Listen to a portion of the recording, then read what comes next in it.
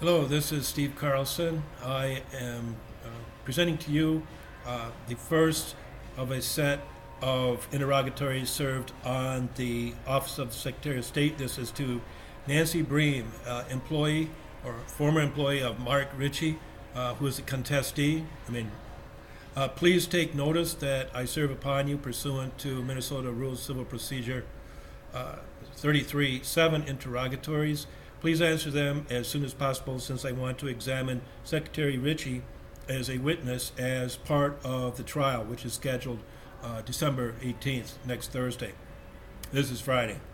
First, on the blocking claim, Al Franken's called it the blocking claim of blocking all involvement by Minnesota courts or access to relief from the Minnesota courts either before the election or after the election in 2012 and 2014. This is the first time that I've had access to those courts in two elections.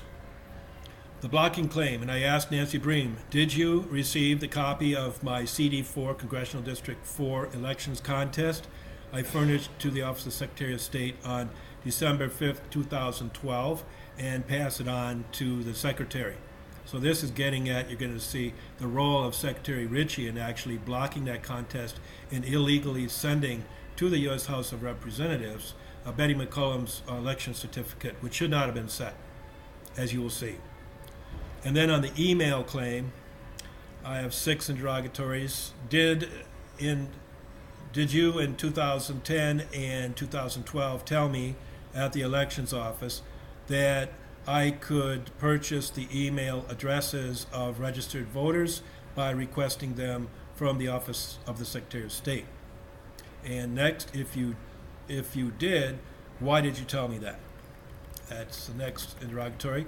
Did you then call Bert Black as your supervisor in response to my phone call to you asking why the voter email addresses I expected were not on the disk I purchased? And next, did you tell me apparently I've been doing it wrong all these years, unquote, after Bert Black told you I could not get those email addresses? And then, what had been your practice all those years?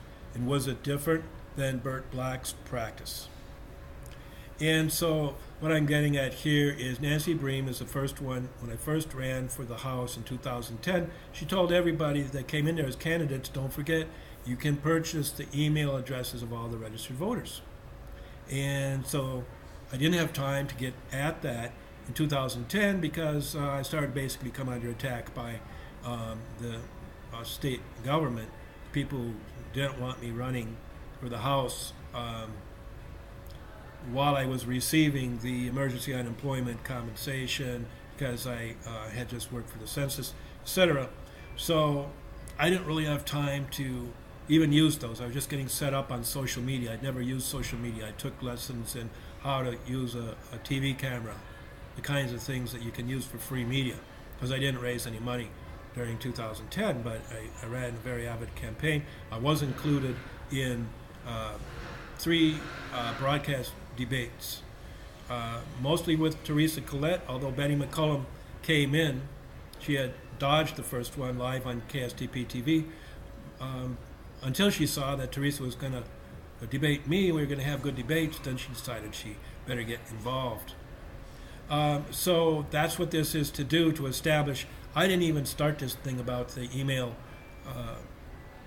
voter email addresses. I didn't know anything about this except that she was telling me. So finally in 2012, I purchased those. I believe it was around October 17th, and by the 28th, which was about a week before the elections, I was going to go in and figure out how to send a mass emailing, and wasn't able to do that because the addresses were not there. They were withheld, and I had just started going after Betty McCollum because she kept saying that she was going to fight for voting rights. Well, I found out she's fighting a war on voting rights. And I've talked about a war on white men. Yes, they're deliberately abridging and denying the presence and voting of white men in the DFL party, in the caucuses and conventions, and making their endorsements. And nobody knows this. People are voting for them. I'm trying to get this out, and they were trying to put this under the rug because they didn't want me to expose this and they don't want to fix it. So when I tried to get the email addresses, all of a sudden that right was pulled. So that's what these are about.